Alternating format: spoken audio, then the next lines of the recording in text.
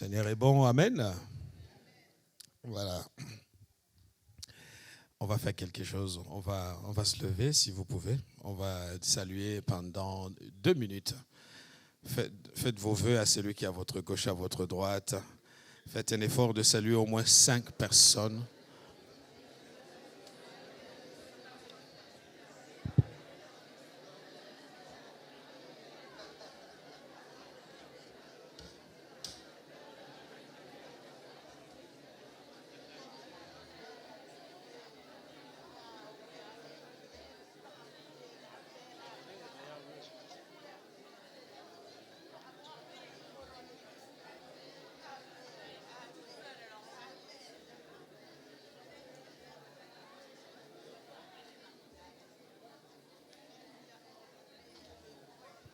Mais vous êtes économe des vœux comme ça?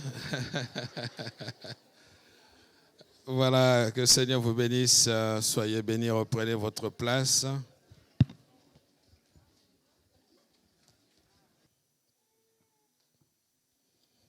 Nous sommes dans l'épître de Paul aux Philippiens. Le thème qui est affiché déjà, mon thème pour aujourd'hui, c'est « Travaillons de mieux en mieux ». C'est dans l'épître de Paul aux Philippiens. Nous sommes au chapitre 1, versets 1 à 11, et nous compléterons cette lecture avec 1 Corinthiens chapitre 15, verset 58. Mais avant, lisons d'abord Philippiens. Il est écrit, Paul et Timothée, serviteurs de Jésus-Christ, à tous les saints en Jésus-Christ qui sont à Philippe, aux évêques et aux diacres, que la grâce et la paix vous soient données de la part de Dieu notre Père et du Seigneur Jésus-Christ. Je rends grâce à mon Dieu de tout le souvenir que je garde de vous, ne cessant dans toutes mes prières pour vous tous, de manifester ma joie au sujet de la part que vous prenez à l'Évangile. Depuis le premier jour jusqu'à maintenant, je suis persuadé que celui qui a commencé en vous cette bonne œuvre la rendra parfaite pour le jour de Jésus-Christ. Il est juste que je pense ainsi de vous tous, parce que je vous porte dans mon cœur, soit dans mes liens, soit dans la défense et la confirmation de l'Évangile, vous qui tous participez à la même grâce que moi, car Dieu m'est témoin que je vous chéris tous avec tendresse, avec la tendresse de Jésus-Christ.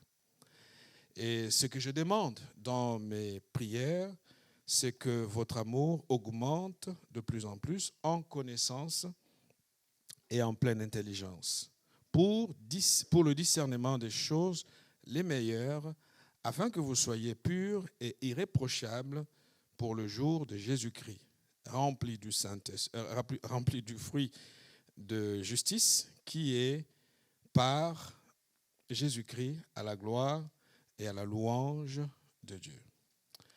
1 Corinthiens chapitre 15, le verset 58.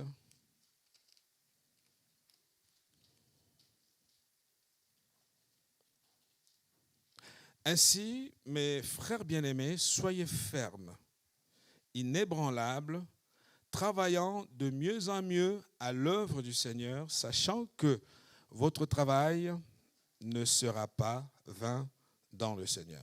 Nous allons prier. Seigneur, nous te disons merci pour la joie d'être devant toi. Merci pour ta parole, parce qu'elle est le moyen par lequel tu as choisi pour nous parler et nous instruire. Je prie, Seigneur, que ce moment de partage soit vraiment placé sous ton bienveillant regard. Seigneur, merci parce qu'en ce début d'année, nous ne voulons pas faire les choses à notre manière. Nous voulons te donner la place qui te revient. Et alors, Seigneur, notre vie ressemblera, Seigneur, à ce que tu veux que nous soyons. Tu bénis ces instants, tu parles par le Saint-Esprit à notre cœur, Seigneur, et tu nous aides à vraiment comprendre le sens de notre appel. Merci pour tous les bienfaits que tu nous accordes, mais merci surtout pour la croix. Merci pour le salut qui est en Christ. Parce que le monde et tout ce qu'il contient, ça passera, Seigneur, mais toi, tu demeures éternellement. Sois vraiment béni et dirige nos pas dans le nom de Jésus. Amen. Je voudrais, au travers de ce message de ce matin, et dans les mois qui viennent, les semaines qui viennent, on va demeurer un peu plus longtemps dans cette épître de Paul aux Philippiens, parce qu'il est question dans cette épître d'interroger notre progression, notre marche, notre manière de vivre notre foi. Et je sais qu'il y a tellement de richesses dans cette épître qui vont nous aider à envisager cette année nouvelle sous un autre jour et attendre de Dieu qu'il nous donne des éléments dont nous avons besoin pour que notre foi fasse des progrès. Travailler de mieux en mieux, c'est vraiment le mot d'ordre que l'apôtre donne d'abord aux Corinthiens, mais ici aux Philippiens, il le dit de la même façon, parce que vous savez, nous n'avons pas été sauvés pour recevoir les bénédictions et bien nous sentir, avoir une belle maison, des biens matériels et après aller au ciel. C'est pas ça le but. Le but pour lequel Dieu nous a appelés est d'abord que nous puissions le servir lui. Alors je suis conscient que dans le service pour Dieu ou le service de Dieu, il y a toujours des difficultés. Mes frères et sœurs, quoi qu'il arrive, n'oublions pas d'être le parfum de bonne odeur pour le Seigneur. Et c'est peut-être là que beaucoup de personnes passent complètement à côté de leur appel, à côté de ce que Dieu, dans sa souveraineté, a prévu pour eux. Ce que j'aime avec l'apôtre Paul, c'est que dans sa vie, dans sa marche et dans son parcours en tant que serviteur, il n'a cessé d'inciter, d'appeler les chrétiens à une vie d'excellence et de croissance. Parce que c'est notre vocation. Dieu ne nous appelle pas à stagner au même endroit depuis des années. Parfois, je suis attristé de voir des chrétiens depuis des années, ils sont toujours au même stade, toujours voulant qu'on les aide, incapables d'aider d'autres personnes. Alors, quand on ne les aide pas, ils sont frustrés et la solution parfois qu'ils trouvent, c'est peut-être de changer d'endroit et de croire que le changement d'un endroit va apporter quoi que ce soit. Non. La Bible nous appelle à travailler de mieux en mieux. Comment travaillons-nous? Et c'est ce que je voudrais tous ensemble voir ici. Ici, dans cette introduction, l'apôtre Paul est en train de prier. Vous savez, et la force physique a des limites. On ne peut pas tout faire qu'avec nos muscles. L'apôtre se lance dans la prière parce qu'il sait que la prière a une grande efficacité.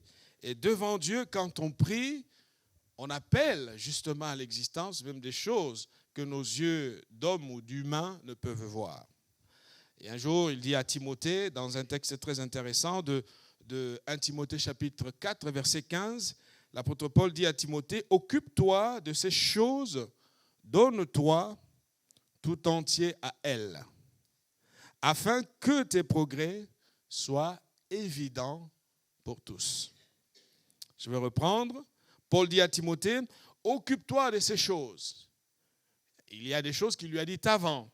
Notamment, il fallait qu'il veille sur lui-même, il fallait qu'il s'engage dans l'œuvre du Seigneur.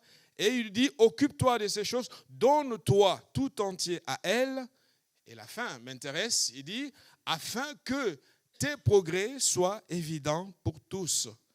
Frères et sœurs, nous sommes appelés à faire des progrès avec notre Dieu. Amen. Nous sommes appelés à faire des progrès avec notre Dieu. Vous savez, il y a des choses que nous demandons à Dieu. Dieu sait que nous en avons besoin. Et parfois, il ne nous les donne pas, tout simplement parce que nous avons fait d'un bien recherché une espèce de finalité, alors que la finalité de notre vie, c'est d'abord notre Seigneur, notre Dieu, notre Roi. Nous allons ensemble voir comment Paul est en train de parler à ces chrétiens de cette église de Philippe.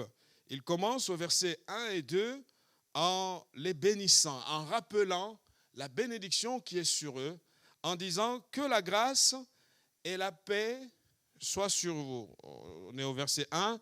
Paul et Timothée, serviteurs de Jésus-Christ, à tous les saints en Jésus-Christ qui sont à Philippe, aux évêques et aux diacres. Et je suis intéressé de voir que Paul, dans son fonctionnement, dans comment il voyait l'Église, ça n'était pas un travail juste d'un homme avec la communauté, mais c'était toujours un homme qui est entouré des autres hommes au service de ce Dieu. Et il va dire, Paul et Timothée, parce que vous savez, dans la progression, dans notre marche avec Dieu, n'oublions surtout pas que Dieu est le Dieu qui nous utilise aussi en communauté. Il dit que la grâce et la paix soient sur vous. Vous savez, parfois on cherche des choses nouvelles et pourtant la bénédiction de Dieu est déjà sur notre vie. Il disait aux Éphésiens en disant, nous avons été bénis de toutes sortes de bénédictions célestes en Jésus-Christ. Donc nous avons déjà tout reçu. En nous, il y a déjà tout ce que Dieu a déversé. Et il va adresser cette lettre non seulement aux chrétiens, mais la lettre s'adresse aussi aux responsables. Parce qu'il est question de voir comment ils vivaient en communauté. Les chrétiens sont concernés, les diacres sont concernés, les évêques ou les anciens, parce que le regard de l'apôtre, c'est que l'Église du Seigneur doit marcher d'une manière à honorer son Seigneur. Et c'est peut-être ce point qui, souvent quand on vient à l'église ou qu'on entend une prédication, on se dit, mais ça c'est pour lui. C'est bien fait. J'aurais aimé qu'il soit là pour entendre ce que le prédicateur a dit. Et à force de croire que la prédication concerne un tel ou une telle, on oublie souvent que nous-mêmes, nous sommes aussi concernés. Avant d'entendre une prédication pour quelqu'un d'autre, dis-toi, qu'est-ce que Dieu a à me dire par rapport à ce que je suis en train d'écouter? Aux évêques, tous passent par là, parce que l'œuvre de Dieu, nous devons tous ensemble exceller. Et donc Paul va souligner deux choses qui vont nous occuper ce matin dans sa lettre. La première chose qu'il va mentionner auprès de ces chrétiens, en tout cas ce qu'il voit dans cette église de Philippe, c'est que c'était une église qui participait à l'évangile de Jésus-Christ. D'où ma question, quel est ton degré de participation à l'évangile? Frères et sœurs, il n'y a pas de croissance, il n'y a pas de progrès si nous ne participons pas à l'évangile de Jésus-Christ. En d'autres termes, je peux venir à l'église et repartir chez moi, je ne verrai pas les bénéfices de ce que Dieu a prévu dans sa souveraineté pour ma destinée. Les gens qui étaient dans cette église, on le voit au verset 3 et jusqu'à 6, il dit « Je rends grâce à Dieu, je rends grâce à mon Dieu de tout le souvenir que je garde de vous. » C'est intéressant. J'ai vu, un jour, je disais au pasteur François que ce que j'apprécie chez lui, c'est que les années du ministère ne l'ont pas transformé en quelqu'un d'aigri. Parce que j'ai vu des pasteurs, j'ai vu des gens qui ont été blessés par les chrétiens. Des serviteurs qui, quand ils parlent des chrétiens ou parlent d'église, ils en parlent de manière vraiment négative. Et quand, vous savez, je ne le dis pas parce qu'il est là pour le flatter, mais je le dis, je dis, mais ce que j'admire chez toi, c'est que tu es resté toi. Tu as tout fait pour ne pas être changé par la dureté des gens. L'apôtre Paul dit ici, je rends grâce à mon Dieu de tout le souvenir que je garde de vous. En d'autres termes, cette église de Philippe avait la capacité de réjouir le cœur de l'apôtre. Quand il pensait aux Philippiens, il n'aura pas le même langage pour les Corinthiens.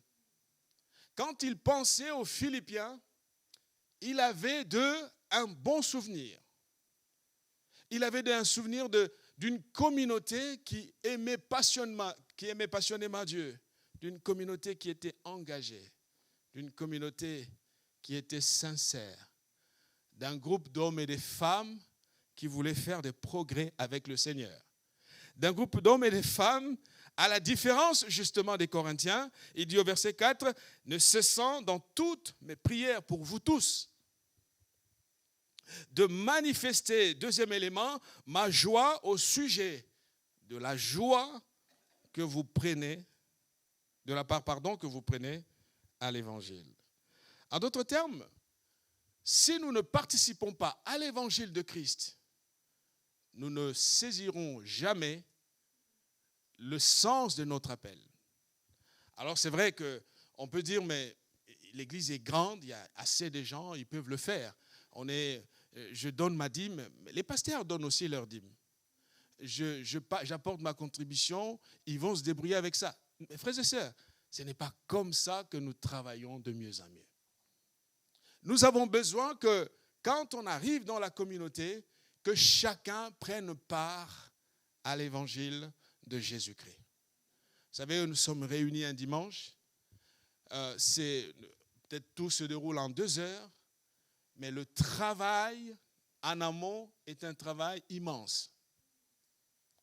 On a quelqu'un qui a chanté, on a quelqu'un qui a la guitare, on a quelqu'un qui est aux instruments, je ne sais lequel, et puis les gens font la Sainte Seine. C'est toute une équipe. Ce sont des heures de préparation.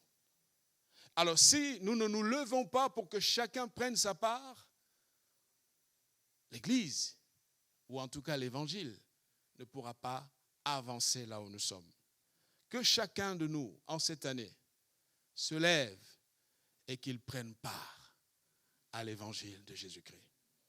Prendre part à l'Évangile de Jésus-Christ, certes, c'est vrai, pour les chrétiens de l'église de Philippe, c'était d'abord leur engagement pour Dieu, leur engagement sincère. Ils aimaient Dieu, ils étaient là lorsque l'apôtre avait besoin d'eux, ils s'est levé, ils étaient présents pour répondre aux besoins. Je me souviens combien de fois on fait chaque année, parfois on va faire comme Paul a dit, je ne me suis jamais lassé de vous répéter les mêmes choses.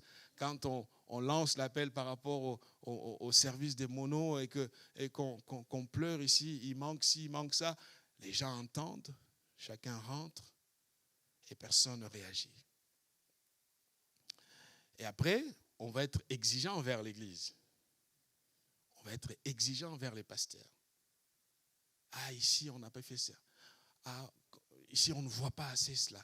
Mais vous savez, au bout d'un moment, on peut répondre à tous les postes, à différents postes, mais ce qu'on veut au final, c'est que tu te lèves, que tu prennes part à comment l'évangile est prêché dans cette église, que tu te lèves et que tu prennes ta part pour qu'ensemble nous puissions servir notre roi.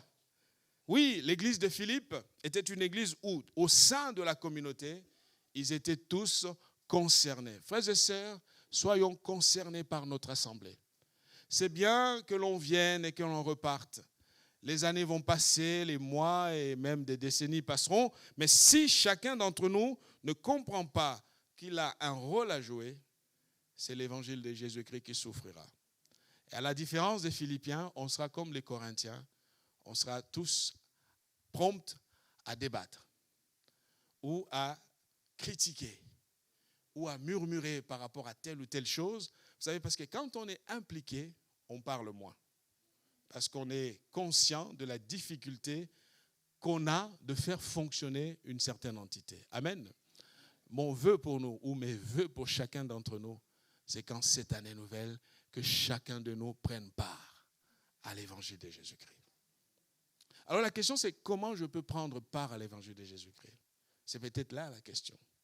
Les Philippiens, en tout cas parmi les éléments que Paul va évoquer, c'était une église qui était généreuse. Ils ont participé aux besoins des autres communautés. Paul le souligne, il le rappelle. Ils n'étaient pas très riches, mais ils ont compris que l'apôtre ou l'évangile a besoin de notre intervention et ils ont donné ce qu'ils avaient. Pas seulement sur le plan financier, mais aussi ils se sont levés. C'est pour ça que l'apôtre prend cette joie de dire, à chaque fois que je pense à cette église, mon cœur est dans la joie. Frères et sœurs, réjouissons le cœur de notre Seigneur. Frères et sœurs, réjouissons les cœurs de nos responsables par notre implication, par notre manière de travailler. Et je sais qu'au sein de cette église, il y a des gens qui donnent le meilleur d'eux-mêmes pour faire en sorte que la bonne nouvelle de Jésus-Christ soit propagée dans la ville où nous sommes, mais aussi dans cette région où le Seigneur nous a établis, nous a placés depuis des décennies. Amen. Il faut prendre part à l'évangile de Christ. Comment? Financièrement, première chose. Deuxièmement, par mes prières. La façon dont je prie pour l'Église. Quelqu'un qui prie pour son Église ne la critique pas. Tout ce qu'il voit dysfonctionner, il le porte devant Dieu. Il pleure devant Dieu. Il dit à Dieu, Seigneur, que ça change. Touche le cœur de mes responsables. Peut-être qu'ils sont obtus, ne comprennent pas. Peut-être qu'ils sont dans leur truc. Touche leur cœur. Parle-leur. Réveille-les. Agis dans leur vie. Par la prière, nous pouvons faire beaucoup de choses pour notre assemblée. Par le service. Par le service. Je sais que quand j'étais plus jeune dans la foi, c'est pas de la... Alors aujourd'hui, il y a des gens qui disent qu'il ne faut pas d'activisme. C'est vrai, il ne faut pas être un activiste. Mais de toute façon, l'évangile avance avec ceux qui sont disponibles et qui veulent le faire avancer. Si tout le monde disait qu'il ne faut pas d'activisme, il n'y aura plus rien. Parce qu'en règle générale, dans une église, le même travail repose sur un petit groupe qui est sollicité et sollicité et sollicité et encore sollicité et frôlant parfois l'épuisement. Alors que la grande majorité, elle vient pour repartir. Je nous prie, frères et sœurs, changeons de côté. Amen. Je sais que quand on parle comme ça, les amens sont économes. Changeons de côté. Transpirons pour l'Église. Posons-nous la question, que puis-je faire pour moi? Comment puis-je prendre part à la proclamation de l'Évangile que cette communauté défend depuis des années? Qu'est-ce que je peux faire? Et ici, on a tellement de talents, on a des dons, on a des gens qui connaissent des choses. On peut tous ensemble se mettre ensemble et changer notre région. Proclamer l'évangile partout, chacun avec son don, avec sa force, avec sa capacité, et Christ sera glorifié. Ainsi, si l'apôtre Paul était à nouveau, Dieu pouvait ressusciter Paul pour venir à Livry-Gargan, il dirait, je me réjouis de la part que vous prenez à l'évangile de Jésus-Christ. Livry-Gargan, je me réjouis de la part que vous prenez à l'évangile de Christ. Vous savez, quand on prend part à l'évangile de Christ, on a des défis. Et au fait, ce qui est bien avec les défis, c'est qu'ils nous font grandir. Quand je suis devant une difficulté, que je n'ai pas la solution, je vais prier. Et dans mes prières, j'implore Dieu, Seigneur, s'il te plaît, aide-moi. Comment est-ce que je peux répondre ici? Comment est-ce que je peux faire? C'est le seul moyen par lequel nous apprenons à grandir et à exceller dans notre marche avec le Seigneur. Amen. Dis à ton ami, prends part à l'évangile de Christ. Ah, tu as peur de lui.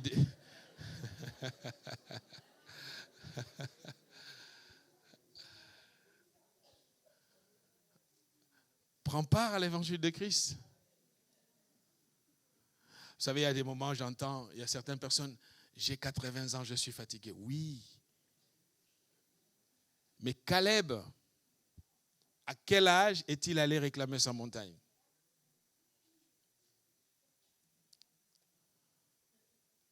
Amen. C'est pour ça que je me dis, il ne faut pas qu'on envoie trop vite à la retraite nos aînés. Ils ont un travail à faire, n'est-ce pas André? Il ne faut pas les envoyer trop vite à la retraite. Et souvent, on va voir qu'en fait, les gens qui ont un certain âge sont persévérants, fervents, avançant avec le Seigneur, mais les jeunes, déjà ils se réveillent tard, ils arrivent en retard. Et ils sont les premiers à dire, non, en fait, cette note musicale n'était pas formidable. Hein. Mais on a besoin de toi, justement. Amen. Viens, on a besoin de toi. On a besoin de toi pour qu'on nettoie l'église. On a besoin de toi pour suivre les autres. On a besoin de toi pour conseiller les gens. On a besoin de toi pour aider d'autres personnes. Prenons part à l'évangile de Jésus-Christ. Amen. Les gens de Philippe participaient financièrement. Ils étaient sensibles au projet de l'évangélisation. Donc, ils ne pouvaient pas rester comme ça. Lorsque Paul lançait un appel, ils étaient là, ils étaient à ses côtés. On va le faire ensemble. Parce que servir Dieu est avant tout, frères et sœurs, un travail d'équipe. C'est un travail collectif. Ce n'est pas juste 2-3 personnes qui le feront, mais tous ensemble, nous le ferons. Amen. Deuxième chose que Paul reconnaît chez les chrétiens de cette église de Philippe, c'est que c'est leur côté de servir avec excellence. Et ils excellent justement, parce que c'est ce qu'il dit dans sa prière pour eux. Il dit, je rends grâce à mon Dieu, vous prenez part à l'évangélisation, verset 6 à l'évangile. Je suis persuadé que celui qui a commencé en vous cette bonne œuvre la rendra parfaite pour le jour de Jésus-Christ. Et aux Corinthiens, texte que nous avons lu, il leur dit, ainsi mes frères bien-aimés, soyez fermes. Parce que si on n'est pas ferme, on est tenté de faire comme tout le monde. Je ne sais pas si ça vous est déjà arrivé. Quand vous êtes le seul à le faire, vous dites, allez, moi aussi je vais arrêter. Ça arrive, hein? Ah non, il y a une manière plus politique d'arrêter quelqu'un. Je vais prendre du recul. À chaque fois que j'entends cette phrase, je connais la suite. Non, je vais juste prendre une petite pause. Ça annonce des choses déjà. Il leur dit, soyez fermes, inébranlables, travaillant de mieux en mieux à l'œuvre du Seigneur. Alors, quand j'ai lu ce texte, je me suis posé moi la question, est-ce que je travaille de mieux en mieux? En d'autres termes, si on le traduisait différemment, tout ce que j'ai fait en 2022, si je l'évalue à une note de 7, en 2023, je dois passer à une note de 9. Améliorons, évoluons, progressons dans notre manière de servir notre Dieu. Et Paul donne la raison en disant, sachant que votre travail ne sera pas vain dans le Seigneur. J'aimerais encourager quelqu'un, tout ce que nous faisons pour Dieu, Dieu le voit. Même si les gens autour de toi ne le voient pas, même si autour de toi, il n'y a pas toujours un feedback ou une réponse favorable, mais Dieu voit toutes choses. Voilà pourquoi il y a des bénédictions pour lesquelles je ne vais pas les chercher. Mais Dieu, se souvenant de mon travail, se souvenant de mes efforts, va me visiter. Souvenez-vous un jour, lorsque Zacharie entre dans le temple et c'était son tour de servir, le papa de Jean-Baptiste justement, c'était son tour d'aller servir. Et là, dans le temple, l'ange lui apparaît et l'ange va lui dire, tes prières ont été exaucées. Ce n'est pas la prière du moment où il priait, mais ses prières antérieures ont été exaucées. Frères et sœurs, Dieu nous exauce. Dieu voit notre cœur. Dieu voit nos efforts. Dieu voit notre travail. Même si tout le monde recule, même si tout le monde arrêtait, ne cesse jamais de servir ton Dieu de mieux en mieux. Comprends qu'au fait tout ce que tu fais pour sa gloire, le Seigneur ne manquera pas de te visiter. Je sais que cette phrase-là, on me l'a toujours dite et je l'ai toujours retenue. Et je peux dire, effectivement, dans ma vie, je suis témoin de ce que Dieu peut faire au nom de tous les efforts du passé. Et Paul va donc donner va rappeler deux choses qui, pour lui, marquent cet amour de l'excellence chez les chrétiens de Corinthe, de Philippe, pardon. Il dit, ils avaient un amour pour discerner ce qui est meilleur. Vous savez, lorsque vous voulez avoir le meilleur, laissez passer le bon. C'est quelqu'un qui a dit, si tu veux le meilleur, ne prends pas le bon. prend le meilleur, justement. Et je pense qu'il n'a pas tort. Parce que nos mains sont tellement chargées de tout ce qui est bon, et le bon n'est pas le meilleur. Et Paul donne le chemin en rappelant en fait que l'excellence, ou ce qui est meilleur, est un processus. Un processus qui commence par d'abord l'expérience, le nombre d'années que nous avons passées avec le Seigneur. Toutes les années que nous avons dans la foi sont un élément d'appui qui vient rappeler que le chemin que nous faisons n'est pas un chemin pour rien. Un jour, les chrétiens de Galate se sont retrouvés dans une grande tentation où ils étaient sous la pression justement de nouveaux prophètes et de nouveaux docteurs qui se sont infiltrés dans l'Église, et ces enseignants ont commencé à tout remettre en question, notamment le salut par la foi. Et ils sont arrivés à convaincre l'Église que la foi seule ne suffit pas. Ils ont judaïsé la foi et ils disent, au fait, en plus de la foi, il faut les œuvres. Et l'Église a commencé à chavirer. Et Paul apprend ce qui se passe auprès de ces chrétiens de Galate. Paul leur dit, écoutez, je suis étonné. En d'autres termes, il dit, mais les expériences que vous avez faites avec Dieu ne sont pas pour rien. Il leur dit au verset 6 du chapitre 1, il dit, je m'étonne. L'apôtre s'étonne en disant, je m'étonne que vous vous détourniez si promptement à celui qui vous a appelé par la grâce de Christ pour passer à un autre évangile. Qu'est-ce que je vais dire par là? Frères et sœurs, un des éléments qui montre que nous sommes, que notre service est fait avec excellence, c'est tout le nombre d'années que nous avons passé aussi avec le Seigneur. On doit valoriser l'expérience de notre parcours avec Dieu. Mais malheureusement, pour beaucoup de chrétiens, plus ils ont un chemin ou des années de foi, plus ils deviennent tièdes. Et ils se refroidissent. Les choses deviennent normales. Et pour certains, la vie du péché devient tout à fait normale. Alors que Paul dit, justement, le parcours par lequel vous êtes passé est un témoin fort qui doit vous protéger de relâcher la main pour rester fidèle au Dieu que vous avez reçu. Chapitre 3, verset 1, il dit aux Galates, vous êtes dépourvus de sens. Qui vous a ensorcelé? Qui vous a fasciné? Qui vous a séduit?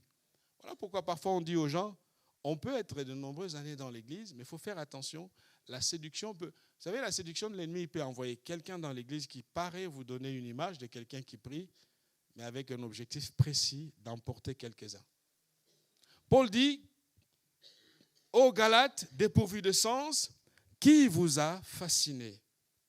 Vous, aux yeux de qui Jésus-Christ a été peint. Paul dit qu'il a dressé le tableau de Christ. Il a été peint comme crucifié. En d'autres termes, je vous ai expliqué la croix, je vous ai expliqué la grâce par tous les moyens, par tous les sens. J'ai tout fait pour vous faire comprendre ce message. Verset 2, voici seulement ce que je vais apprendre de vous.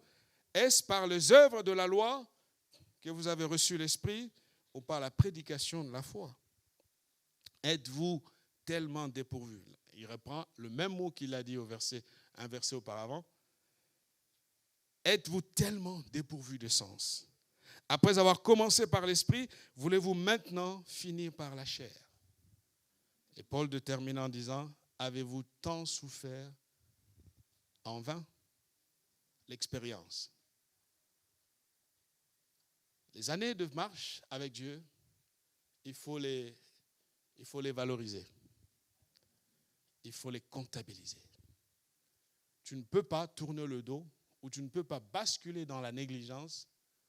Au contraire, Dieu te dit, il faut que tu avances et que tu serves, que tu travailles avec excellence. Amen. Servir avec excellence, c'est comprendre que Dieu mérite le meilleur. Tout ce que je fais, je dois avoir pour vision de mon Dieu d'abord. Et quand je fais quelque chose pour Dieu, il faut que ça soit fait avec mon cœur, avec toute mon énergie. Il faut que ça soit bien fait. En fait, ne réservons pas des miettes pour le Seigneur. Donnons-lui le meilleur. C'est pour cela que Dieu demande la primauté ou la priorité dans tout ce que nous voulons faire pour lui. Cette année, si tu le comprends, tu verras que le Seigneur fera de très grandes choses dans ta vie. Un texte aussi pour nous rappeler l'importance, parce que en fait, si vous cherchez le meilleur, laissez passer le bon pour avoir le meilleur.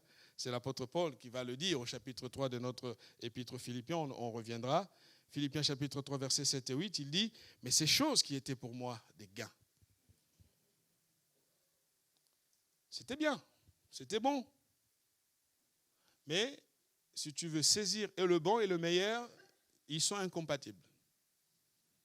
Il dit « Je les ai regardés comme une perte. » Ce n'était pas un péché. Mais Paul a compris qu'il était appelé à exceller avec Dieu.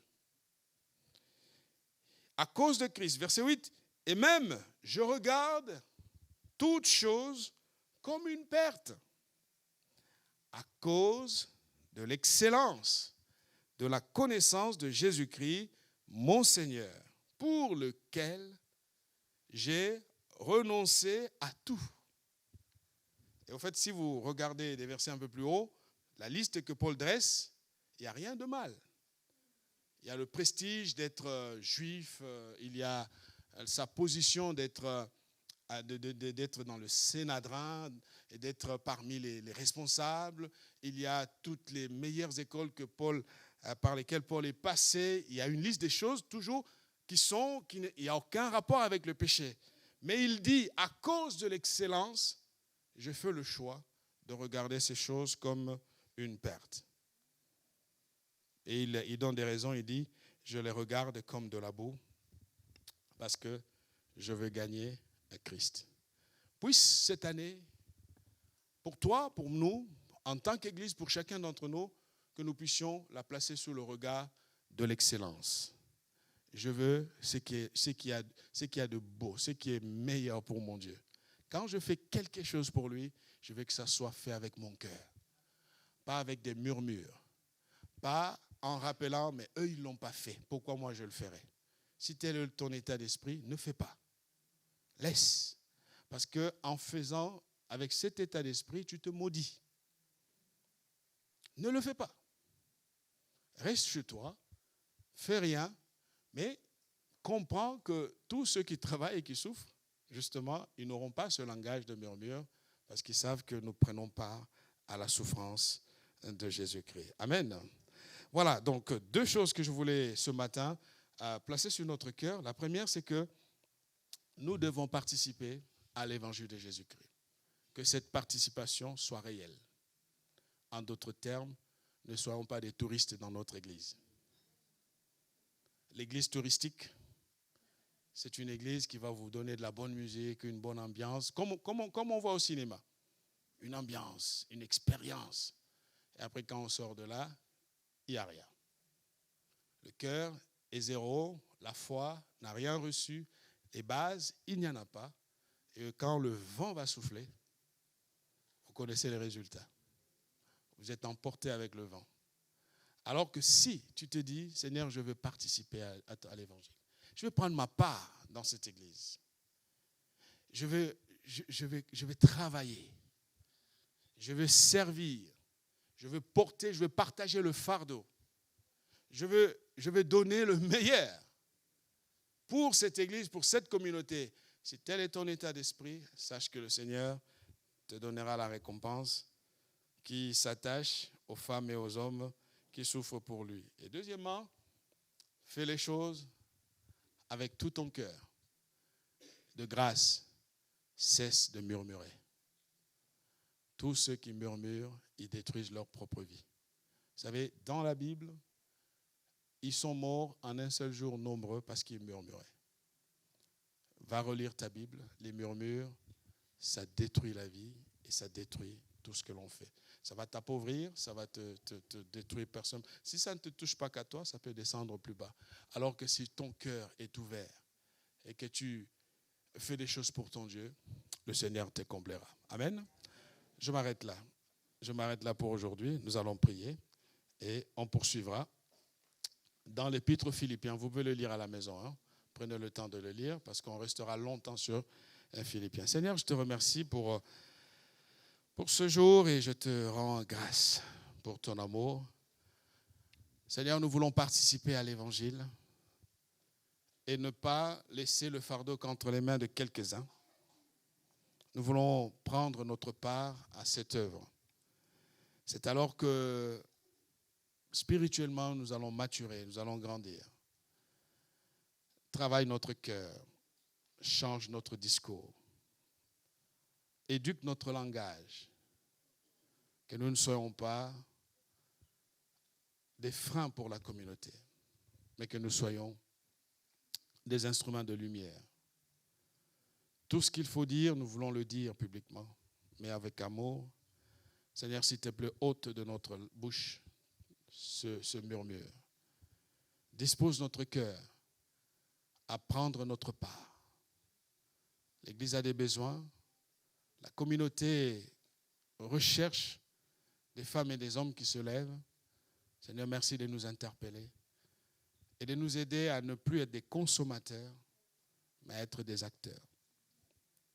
Quel que soit notre âge, jeune ou aîné, chacun d'entre nous a un rôle à jouer ici. Pour la louange de ton nom, Seigneur, nous avons prié. Amen.